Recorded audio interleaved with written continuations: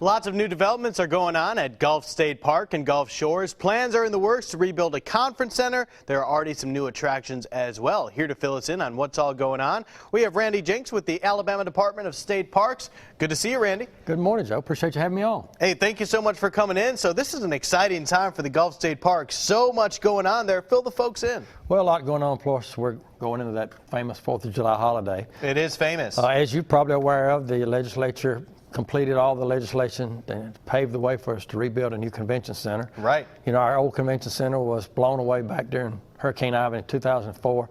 It was a significant economic loss. That facility used to make enough revenue to pretty much fund our entire state park system. Wow. And I'm not exactly sure of the time frame on when it will be completed, but at least we've got the legislation out of the way. We know that that's going to be happening one day.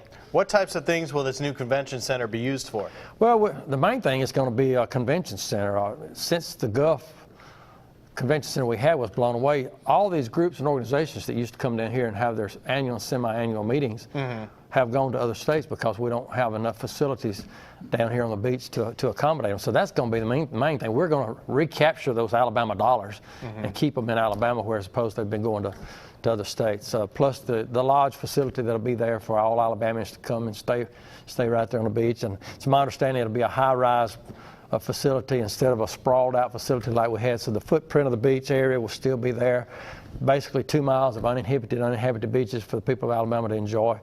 Yeah, well, picture this. Say you're a business owner in New York or somewhere, and you're like, where can we go for this meeting? How does Gulf Shores sound? That's fantastic. Well, get away from the cold, come down to the beach. That's just an awesome opportunity. Got the beautiful sugar white coated beaches here at Gulf Shores. I mean, I think we've got the most beautiful beaches on the entire Gulf Coast. We certainly do, and taking a look at some of the video here from what all goes on in Gulf Shores. Now, we also wanted to mention a few other things. There's already some new attractions that we've mentioned here on Studio 10. Tell the folks about those. Well, you know, a couple of years ago, we opened the fishing pier, which is one of the longest on the Gulf Coast. But just this past spring, we opened the zip lines, which have been a huge, popular attraction since they've opened up. I don't know if you've had a chance to go over and experience it yet. I hope you will. But there's I have 7 towers that you get to zip across. It's about an hour attraction. You have to go through a little training seminar before it starts and get your harness down and your helmet on and learn how to maneuver it. And but it's good for all ages. If you're small and you're not quite heavy enough to zip all the way across,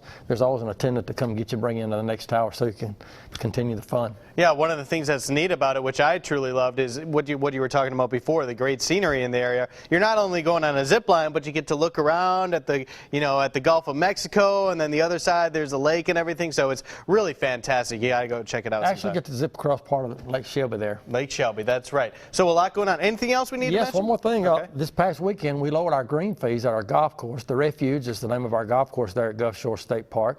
And we basically cut the green fees 25%. And this last weekend, people were very receptive.